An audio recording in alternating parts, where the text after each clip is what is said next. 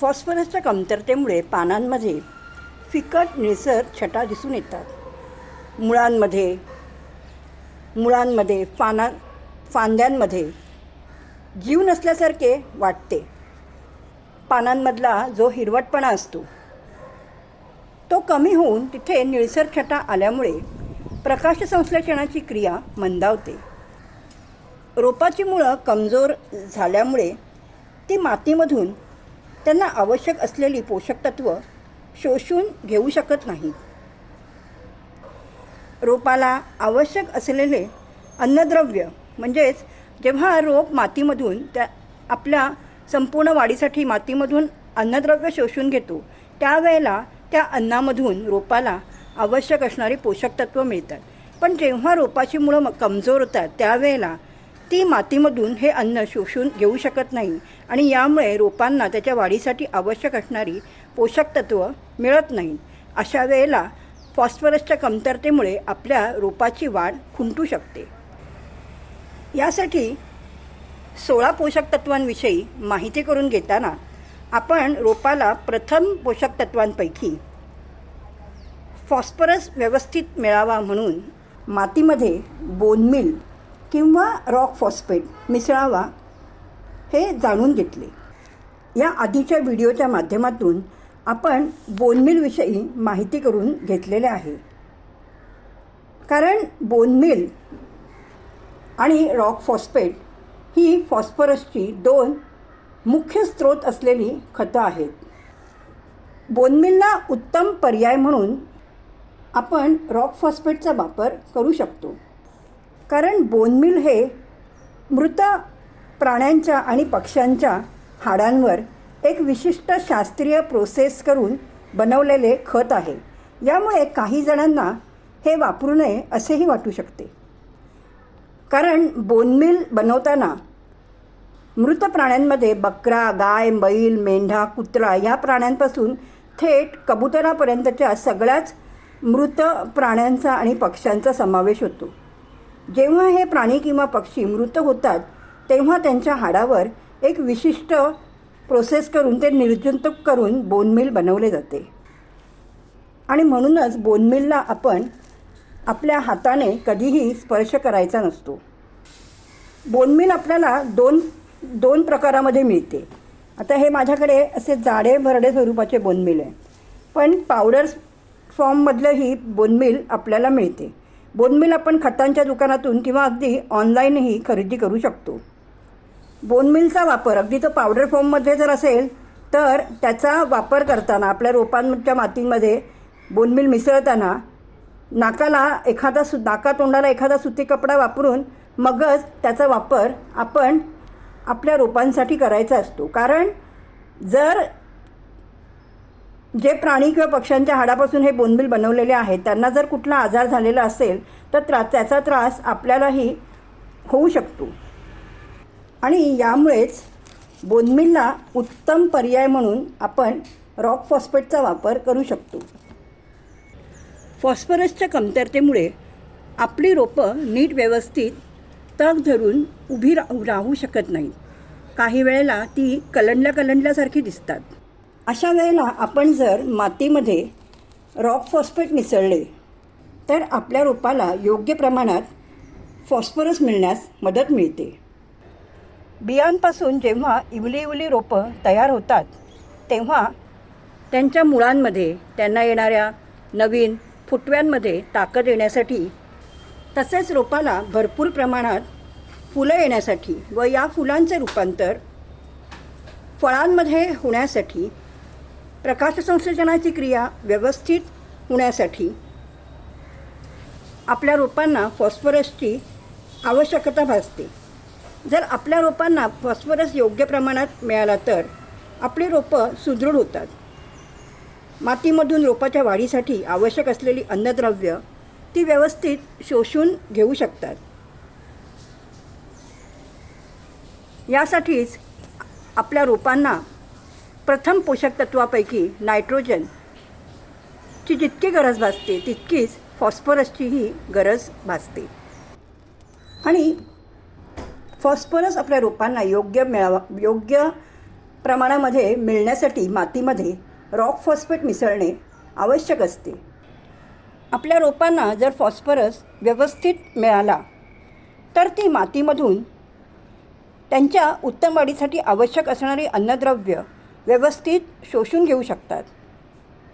व्यवस्थित अन्नद्रव्य शोषून घेतल्यामुळे रोपांच्या वाढीसाठी आवश्यक असणारी पोषक द्रव्य रोपांना योग्य प्रमाणात मिळण्यास मदत मिळते. म्हणजेच काय तर जेव्हा आपलं रोप सुदृढ होतं, रोपाची मुळं फॉस्फरसचं प्रमाण जर त्यांना व्यवस्थित मिळालं तर रोपाची मुळं सुदृढ होतात आणि ही सुदृढ मुळं मातीमधून त्यांना आवश्यक असलेली रोपाच्या वाढीसाठी आवश्यक असलेली पोषक तत्त्व व्यवस्थित शोषून घेतात. म्हणजेच त्यांना जितकं अन्न लागतं वाढीसाठी तेवढं ते मातीमधून आपण जी खतं देतो त्या खतांद्वारे शोषून घेऊ शकतात. म्हणजेच या क्रियेला फोटोसिंथेसिस असं म्हणतात. आणि फोटोसिंथेसिसचं जे कार्य आहे ते व्यवस्थित झाल्यामुळे आपल्या रोपाची वाढही चांगल्या प्रमाणात होते. आणि म्हणूनच मातीमध्ये फॉस्फरसचे महत्त्वाचे स्रोत असलेले रॉक फॉस्फेट मातीत मिसळणं गरजेचं असतं. काही वेळेला इमर्जन्सी ट्रीटमेंटसाठी आपल्याला रासायनिक खतांचा वापर करावा लागतो. म्हणजे आपल्याला माहीत नसतं की रोपांच्या योग्य वाढीसाठी कोणत्या पोषक तत्वांची आवश्यकता आहे. आपल्याला आपलं रोप जेव्हा असं मरगळलेलं आजारी पडल्यासारखं दिसतं त्यावेळेला आपण असं सर्च करतो की बाबा रोपांची परिस्थिती अशी का झाली आहे, अशी अवस्था का झाली आहे. मग लक्षात येतं की रोपाला नायट्रोजन द्यावा लागतो, फॉस्फरस द्यावा लागतो. आता फॉस्फरसची कमतरता भासते रोपाला, रोप मरगळल्यासारखं दिसते, धड उभं राहू शकत नाही. अशा वेळेला इमर्जन्सी ट्रीटमेंट करावी लागते. तर इमर्जन्सी ट्रीटमेंटसाठी आपल्याला रासायनिक खतं, कीटकनाशकं किंवा बुरशीनाशकाचा वापर करावा लागतो. आता फॉस्फरसची कमतरता भासते रोपाला, रोप झाड व्यवस्थित उभं राहू शकत नाही आहे. म्हणून इमर्जन्सी ट्रीटमेंटसाठी आपण हे माझ्याकडे DAP आहे, म्हणजे डाय अमोनियम फॉस्फेट. आता मी DAP वापरते. तसंच फॉस्फरसचा म्हणजे आपल्याला जर रासायनिक खतांचा वापर करायचा आहे तर ह्याच्यामध्ये SSP म्हणून सुद्धा सिंगल सुपर फॉस्फेटचाही आपण वापर करू शकतो. आता हे जे DAP आहे हे काहीसं ह्या अशा स्वरूपाचं दिसतं. कुठल्याही खतांना हात न लावलेलाच बरा. चमच्याच्या सहाय्यानेच आपण त्याचा उपयोग केला पाहिजे. आता जे DAP असतं त्याचे अशा प्रकारचे दाणे येतात बघा, असे दाणे येतात.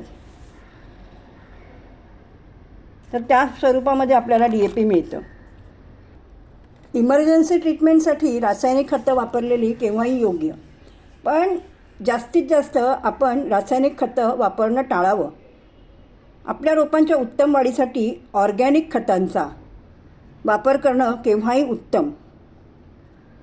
यामुळे आपल्या बागेतील रोपांना व्यवस्थित फॉस्फरस मिळण्यासाठी आपण बोनमील किंवा त्याला पर्यायी, म्हणजे आता बोनमील हा हाडांचा चुरा आहे, त्यामुळे जर आपल्याला तो वापरूसा वाटला नाही तर बोनमीलला पर्याय म्हणून आपण रॉक फॉस्फेटचा वापर करू शकतो. तर बोनमील आणि रॉक फॉस्फेट ही दोन्हीही संपूर्णतः नैसर्गिक खतं आहेत. आता हे जे रॉक फॉस्फेट आहे तुमच्या लक्षात येईल की रॉक म्हणजे दगड आणि हे दगडांपासून बनवलेलं खत आहे. जशा कोळशाच्या मोठ्या मोठ्या खाणी असतात ना, तशाच या रॉक फॉस्फेटच्या दगडांच्या मोठ्या मोठ्या खाणी असतात. या खाणींमधून हे दगड काढले जातात. या दगडांची जी पावडर बनवली जाते त्यालाच आपण रॉक फॉस्फेट नावाने ओळखतो.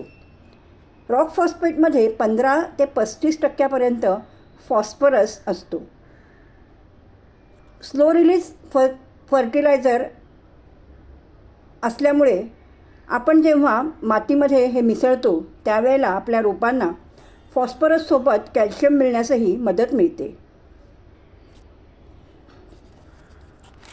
आपण हे जे रॉक फॉस्फेट हे अशा स्वरूपामध्ये येतं, म्हणजे हा एका दगडाचा चूर आहे, म्हणजे एक मातीसारखाच दिसतो.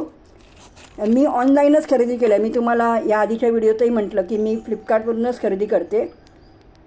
तर रॉक फॉस्फेट आपण ऑनलाईन खरेदी करू शकतो किंवा जर तुमच्या आजूबाजूला कुठली खताची दुकानं असतील तर तिथेही रॉक फॉस्फेट आपल्याला अगदी सहज सोप्या पद्धतीने मिळू शकतं. रॉक फॉस्फेटमध्ये मायक्रोन्यूट्रियंट्स जे असतात ना, म्हणजे सूक्ष्म पोषक तत्व, ही भरपूर प्रमाणामध्ये आपल्याला आपल्या रोपांना देता येतात. म्हणजे रोपांना प्रथम पोषक तत्व, द्वितीय पोषक तत्वांबरोबर सूक्ष्म पोषक तत्वांचीही आवश्यकता असते. तर रॉक फॉस्फेट मातीमध्ये मिसळल्यामुळे मायक्रोन्यूट्रियंट्स आपल्या रोपांना भरपूर प्रमाणामध्ये मिळण्यास मदत मिळते. 10 ते 12 इंचाच्या कुंडीसाठी आपण 1 चमचाभर रॉक फॉस्फेट, एक पोहे खायचा चमचाभर रॉक फॉस्फेट मातीमध्ये मिसळू शकतो. आपण जेव्हा कंपोस्ट खतं आपल्या रोपांना देतो ना, त्यातच आपण रॉक फॉस्फेट मिसळून आपल्या रोपांना देऊ शकतो. रॉक फॉस्फेटमध्ये एक प्रकारची फॉस्फरसची साखळी बनलेली असते.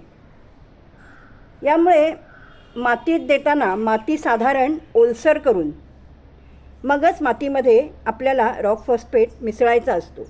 कारण जेव्हा आपण माती ओली करतो, नेहमी लक्षात ठेवा की रॉक फॉस्फेट मातीत मिसळताना माती साधारण ओली करायची आणि मगच रॉक फॉस्फेट मातीमध्ये मिसळायचं. यामुळे काय होतं तर मातीमध्ये जे उपयुक्त जीव असतात त्यांचा संपर्क पाण्याशी आल्यामुळे ते जीव रॉक फॉस्फेटमध्ये जी फॉस्फरसची साखळी असते ती तोडतात आणि रॉक फॉस्फेट व्यवस्थित मातीत मिसळले जाते.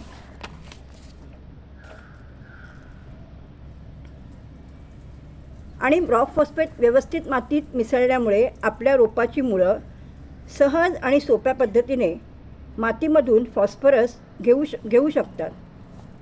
पण महिन्यातून एकदाच फक्त आपल्याला मातीमध्ये रॉक फॉस्फेट मिसळणं आवश्यक असतं.